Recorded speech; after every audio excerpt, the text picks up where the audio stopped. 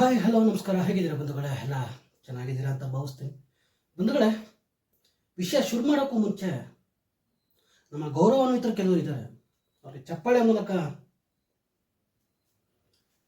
ಸ್ವಾಗತಿಸಬೇಕು ಅಂತೇಳಿ ತೀರ್ಮಾನ ಮಾಡ್ಕೊಂಡಿದ್ದೀನಿ. ಇನ್ಯಾಕ್ ತಡ, ಶುರು ಮಾಡೋಣ.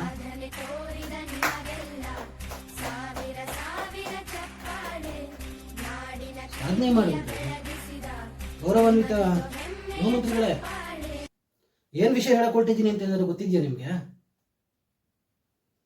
ಹೋಗ್ಲಿ ಬಿಡಿ, ಪಾಪ ನಿಮಗೆ ಗೊತ್ತಿಲ್ಲ ನಮಗೆ. ಇರ್ಲಿ, ಪರವಾಗಿಲ್ಲ. ಆದ್ರೆ ಪಾಪ ನಮ್ಮ ಚಲನಚಿತ್ರ ನಟ, ಚಾಲೆಂಜಿಂಗ್ ಸ್ಟಾರ್ ದರ್ಶನ್ ಅವರು ಹಠ ಸಾಧಿಸ್ಬಿಟ್ರಿ ಅಲ್ಲ. ಏನ್ರಿ ಹಠ, ಏನ್ರಿ ಛಲ? ಸುಪ್ರೀಂ ಕೋರ್ಟ್ ಹೋಗೋದಂತೆ ಪ್ರಶ್ನೆ ಮಾಡಿಕೊಂಡು ಬೇಲ್ನ ರದ್ದು ಮಾಡಿ ಅಂತ ಹೇಳಿ ಮತ್ತೊಮ್ಮೆ ಚಪ್ಪಾಳೆ. ಏನು ಅನ್ಸೋದಿಲ್ವ ನಿಮ್ಗೆ? ಅಲ್ಲ, ನಿಮ್ಗೇನು ಅನ್ಸೋದಿಲ್ಲ ಅಂತೇಳಿ ನನಗೆ ಈಗಾಗಲೇ ಚೆನ್ನಾಗಿ ಗೊತ್ತಿದೆ. ನಮ್ಮ ಗೃಹ ಮಂತ್ರಿಗಳಿಗಾಗ್ಲಿ ಅಥವಾ ಈ ದರ್ಶನ್ ಅವರ ಕೇಸ್ಗೆ ಸಂಬಂಧಪಟ್ಟಂತ ಹಿರಿಯ ಅಧಿಕಾರಿಗಳಾಗ್ಲಿ, ಅದಕ್ಕಿಂತ ಹೆಚ್ಚಿನದಾಗಿ ನಮ್ಮ ಮಾನ್ಯ ಮಾಜಿ ಪೊಲೀಸ್ ಬೆಂಗಳೂರು ನಗರಾಯುಕ್ತರು, ನಮಸ್ಕಾರ ಸ್ವಾಮಿ. ಕರ್ಮ ಯಾರನ್ನ ಬಿಡಲ್ಲ ಅಂತಾರೆ. ಅದಾಗ್ಲೇ ನಿಮ್ಗೆ ಅನುಭವ ಆಗಿದೆ ಅಂತ ಭಾವಿಸ್ತೀನಿ. ಆದ್ರೆ ವಿಷಯಕ್ಕೆ ಬರ್ತೀನಿ ನೇರ. ಏನು ಹಠ ಸಾಧಿಸಿ, ಏನು ಛಲ ಸಾಧಿಸಿ ಕರ್ಕೊಂಡೋಗಿ ಇಂತು ಬೇಲ್ನ ರದ್ದು ಮಾಡಿ ಹುಲಿಯಂತೆ ಹಾಕೊಂಡ್ಬಿಟ್ರಲ್ಲ ಸ್ವಾಮಿ. ನಮ್ಮ ಮಾಧ್ಯಮಗಳಲ್ಲಿ ನೋಡ್ಬೇಕು, ಉಪ್ಪಿಡ್ತಿದ್ರಂತೆ ದರ್ಶನ್, ಮತ್ತೊಂದು ಮಾಡಿದ್ರಂತೆ, ಬೆಳಗ್ಗೆ ಎದ್ದು ಹೋದ್ರಂತೆ. ಏನ್ ಸ್ವಾಮಿ? ಹಾಗಾದ್ರೆ ಎಲ್ಲಾ ಕೊಲೆ ಆರೋಪಿಗಳನ್ನ ಇದೇ ರೀತಿ ಶಿಕ್ಷೆ ಮಾಡ್ತೀರಾ? ಅಥವಾ ನಿಮ್ಮ ಆರಕ್ಷಕರು ಯಾರು ಇವರೆಗೂ ತಪ್ಪೇ ಮಾಡಿಲ್ವಾ?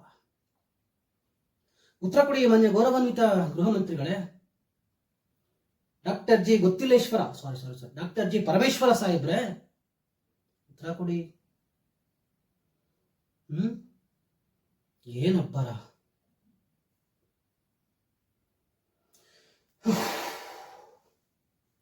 ಪೊಲೀಸ್ನವರು ಸಾಹಸ ಮಾಡಿದರೆ ಸಂತೋಷ. ಅವ್ರು ತಪ್ಪು ಮಾಡಿದ್ರೆ ಪಾಪ ಶಿಕ್ಷೆ ಆಗ್ಲಿ, ಕಾನೂನಿನ ಕಣ್ಣಿಗೆ ಯಾರು ದೊಡ್ಡವರಲ್ಲ. ಆದ್ರೆ ಅವ್ರಿಗೆ ಒಂದು ನ್ಯಾಯ, ನಿಮ್ಮ ಪೊಲೀಸ್ನವ್ರಿಗೆ ಒಂದು ನ್ಯಾಯ ಅನ್ನೋಂಥದ್ದು ಯಾವ್ದ್ರಿ? ಈ ದರ್ಶನ್ ಅವರ ವಿರುದ್ಧ ಏನು ಹೋರಾಟ ಮಾಡಿ ಬೇರೆ ರದ್ದು ಮಾಡಿಸಿ ವಾಪಸ್ ಕಳಿಸ್ಬಿಟ್ರು ಜೈಲಿಗೆ, ಅದೇ ರೀತಿ ಎಷ್ಟೋ ಅಮಾಯಕರು ನಮ್ಗೆ ಅನ್ಯಾಯ ಆಗಿದ್ದಾರೆ, ನಿಮ್ಮ ಪೊಲೀಸ್ನವರಿಂದನೇ ಅನ್ಯಾಯ ಆಗಿದೆ, ಮತ್ತೊಂದು ಆಗಿದೆ ಅಂತೇಳಿ ಹಿರಿಯ ಅಧಿಕಾರಿಗಳ ಕಚೇರಿಗೆ ಸುತ್ತಾಡಿದ್ರು ಕೂಡ, ನಿಮ್ಮಗಳ ಸನ್ನಿಧಾನಕ್ಕೆ ಬಂದ್ರು ಕೂಡ ಕೋರ್ಟಲ್ಲಿದೆ, ಏನು ಮಾಡೋಕ್ಕಾಗಲ್ಲ. ಸವಾಲ್ ಹಾಕೊಳ್ಳಿ ಕೋರ್ಟಲ್ಲಿ, ಹೇಳ್ಕೊಳ್ಳಿ ಕೋರ್ಟಲ್ಲಿ, ನಮ್ಮ ಪೊಲೀಸ್ನವ್ರು ಹೀಗೆ ಮಾಡೋದು. ಏನ್ರಿ ಸಾಹೇಬ್ರೆ, ಇವ್ರು ಹೋಗಿದ್ರಲ್ರಿ ಹೈಕೋರ್ಟ್ ಅಲ್ಲಿ ಬೇಲ್ ಪಡ್ಕೊಂಡಿದ್ರಲ್ರಿ, ಕೋರ್ಟ್ಗೆ ಹೋಗ್ತಾನೆ ಇದ್ರಲ್ರಿ, ಮತ್ತೆ ಯಾಕ್ರಿ ಛಲ ಹಠ ಸಾಧಿಸ್ಬಿಟ್ಟು ಹೋದ್ರಿ? ಇದೇ ಹಠ ಛಲ ಯಾರು ಅಮಾಯಕರು ಬರ್ತಾರೆ ನಿಮ್ಮ ಸನ್ನಿಧಾನಕ್ಕಾಗ್ಲಿ ಅಥವಾ ಹಿರಿಯ ಪೊಲೀಸ್ ಅಧಿಕಾರಿಗಳ ಕಚೇರಿಗಾಗ್ಲಿ, ಅವ್ರ ಕಡೆನೂ ಒಂಚೂರು ಇದೇ ರೀತಿ ಗಮನ ಹರಿಸ್ರಿ, ಅಥವಾ ಗಮನ ಹರಿಸಿ ಅದೇನು ಕಷ್ಟ ಅಂತ ಹೇಳಿ ಕೇಳಿ ಸಮಾಧಾನ ಕೂತ್ಕೊಂಡು ಅಂತೇಳಿ ನಿಮ್ಮ ಪೊಲೀಸ್ ಹಿರಿಯ ಅಧಿಕಾರಿಗಳಿಗೆ ನಿರ್ದೇಶನ ಕೊಡ್ರಿ ಗೃಹ ಮಂತ್ರಿಗಳೇ.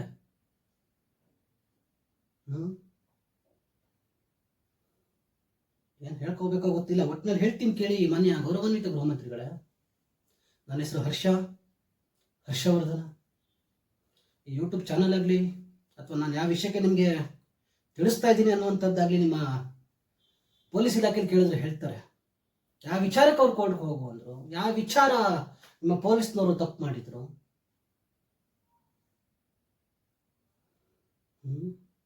ಒಬ್ಬರಿಸಿ ಬೊಬ್ಬಿರಿದ ಪೊಲೀಸ್, ಛಲ ಬಿಡದೆ ಸಾಧಿಸಿದ ಪೊಲೀಸ್, ಏನಂತ ಹಾಕೊಬೇಕ್ರಿ? ಟ್ಯಾಗ್ಲೈನ್ನ ಅಥವಾ ತಮ್ನೇಲ್ನ? ಗೃಹಮಂತ್ರಿಗಳೇ, ವಿಡಿಯೋ ನಿಮ್ಗೆ ತಲುಪುತ್ತೆ ಅಂತ ಕಾಣ್ತೀನಿ. ಹಾಗೆ ಬೆಂಗಳೂರಿಗೆ ಸಂಬಂಧಪಟ್ಟಂತ ಹಿರಿಯ ಅಧಿಕಾರಿಗಳಾಗಿರ್ಬೋದು ಅಥವಾ ಮಾನ್ಯ director general of police Salim ಸಾಹೇಬ್ರಿಗಾಗಿರ್ಬೋದು ತಲುಪುತ್ತೆ ಅಂತ ಭಾವಿಸ್ತೀನಿ. ದಯವಿಟ್ಟು ಈ ದರ್ಶನ್ ಅವ್ರ ಮೇಲೆ ಏನು ಉತ್ಸಾಹ ತೋರಿಸಿದ್ರಿ, ಅದೇ ಉತ್ಸಾಹನ ಯಾರು ಅಮಾಯಕರು ನೊಂದು ಬೆಂದು ಬರ್ತಾರೆ ಅವ್ರಿಗೂ ಒಂಚೂರು ತೋರಿಸ್ರಿ. ಅನ್ಯಾಯ ಆಗಿದೆ ರೀ ಬರ್ತಾರಲ್ರಿ, ಕೋರ್ಟಲ್ಲಿದೆ, ಕೋರ್ಟಲ್ಲಿ ಲಾಯರ್ ಇಟ್ಬಿಟ್ಟು ನೋಡ್ಕೊ ಹೋಗು. ಅಲ್ಲ ರೀ, ಈಗ ನಿಮ್ಮ ಈಗ ಸಾಮಾನ್ಯವಾಗಿ ಹೊಲಿಸ್ತಿನೋ ಕೆಲಸ ನಿಮ್ಮ ಕೆಳ ಪೊಲೀಸ್ ಸ್ಟೇಷನ್ ಅವ್ರು ಮಾಡಿರ್ತಾರೆ. ಹುಡ್ಕಾಡ್ಕೊಂಡು ತಕ್ಕಾಡ್ಕೊಂಡು ಪಾಪ ಬಸ್ ಚಾರ್ಜಿಗೆ ದುಡ್ಡು ಇರುತ್ತೋ ಇಲ್ವೋ ಗೊತ್ತಿರೋದಿಲ್ಲ, ಸಾಲ ಸೂಲನ ಮಾಡ್ಕೊಂತಾರೋ ಗೊತ್ತಿಲ್ಲ, ಅಥವಾ ನೆಡ್ಕೊಂಡೇ ಬರ್ತಾರೋ ಗೊತ್ತಿರೋದಿಲ್ಲ, ಮಳೆ ಗಾಳಿ ಅನ್ನೋದು ನೋಡೋದಿಲ್ಲ, ಆ ಮಳೆ ಛತ್ರನೇ ಇರೋದಿಲ್ಲ ರೀ.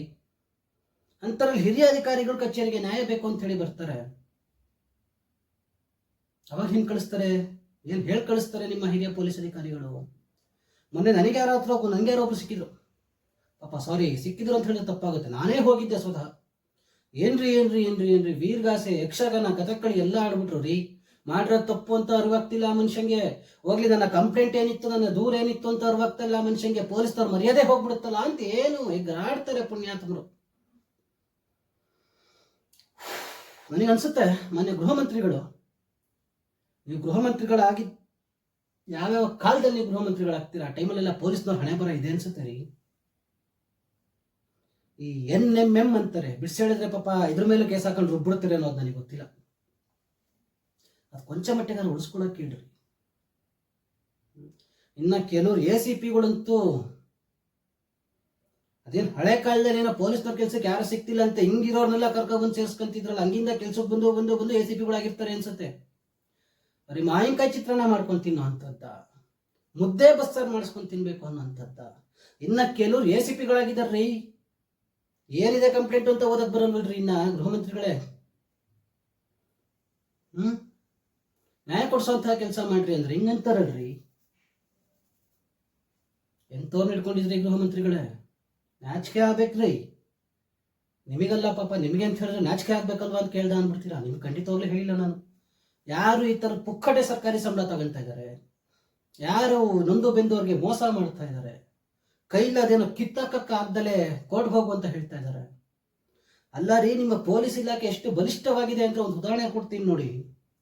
ಸಾಧಾರಣ ಒಬ್ಬ ASIಗೆ ABCD ಬರೋದಿಲ್ಲ, ಸೆಕ್ಷನ್ಗಳು ಗೊತ್ತಿರೋದಿಲ್ಲ, ಒಂದು ಇಂಗ್ಲಿಷ್ ಪೇಪರ್ ಓದಕ್ ಬರೋದಿಲ್ಲ ಅಂತೇಳಿ ಸಾಕ್ಷ್ಯಾಧಾರ ಸಮೇತ ಸಾಬೀತುಪಡಿಸಿದ್ರು ಕೂಡ ಅದು ಸಸ್ಪೆನ್ಷನ್ ಅಲ್ಲಿ ಇಟ್ಟು ವಿಚಾರಣೆ ಮಾಡೋಷ್ಟು ತಾಕತ್ತು ಕೂಡ ನಿಮ್ಮ ಬಲಿಷ್ಠ ಪೊಲೀಸ್ನವ್ರಿಗಿಲ್ವಲ್ರಿ ಗೃಹ ಮಂತ್ರಿಗಳೇ.